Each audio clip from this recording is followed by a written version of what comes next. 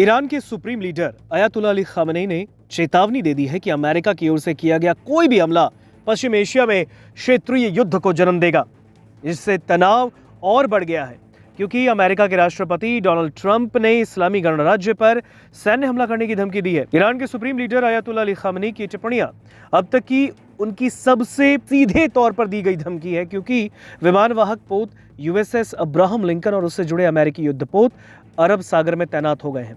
इन्हें ट्रंप ने तेहरान की ओर से देशव्यापी विरोध प्रदर्शनों पर की गई हिंसक कार्रवाई के बाद वहां भेजा और यह भी स्पष्ट नहीं है कि ट्रंप बल प्रयोग करेंगे या नहीं। हालांकि उन्होंने बार बार कहा है कि ईरान बातचीत करना चाहता है और तेहरान के परमाणु कार्यक्रम को एक अन्य मुद्दा बताया है जिसे कि वे हल करना चाहते हैं। ईरानी सरकारी टेलीविजन ने खामेनी के बयान का कोई भी फुटेज प्रसारित होने से पहले ही ऑनलाइन रिपोर्ट कर दिया था। अयातुल्लाह अली खामेनी के हवाले से कहा गया, अमेरिकियों को पता होना चाहिए कि अगर वे युद्ध शुरू करते हैं तो इस बार ये एक क्षेत्रीय युद्ध होगा। इसमें अयातुल्लाह अली खामेनी की ओर से कहा गया, हम उकसाने वाले नहीं हैं और हम किसी भी देश पर हमला नहीं करना चाहते, लेकिन ईरानी राष्ट्र किसी भी ऐसे व्यक्ति को करारा जवाब देगा जो उस पर हमला या फिर उत्पीड़न करेगा। उन्होंने कहा कि हालिया राजद्रोह एक तख्ता पलट के समान था, बेशक तख्ता पलट को दबा दिया गया था। आपको बता दें, इन दिनों ईरान और अमेरिका के बीच लगातार टेंशन चल रही है। उनके तनाव दिन ब दिन बढ़ते जा रहे हैं और एक तरफ जहां पर अमेरिका के राष्ट्रपति डोनाल्ड ट्रंप, जो कि अमेरिका फर्स्ट की नीति पर काम कर रहे हैं, वो लगातार ये कह रहे हैं कि ईरान के supreme leader Ayatollah Ali Khamenei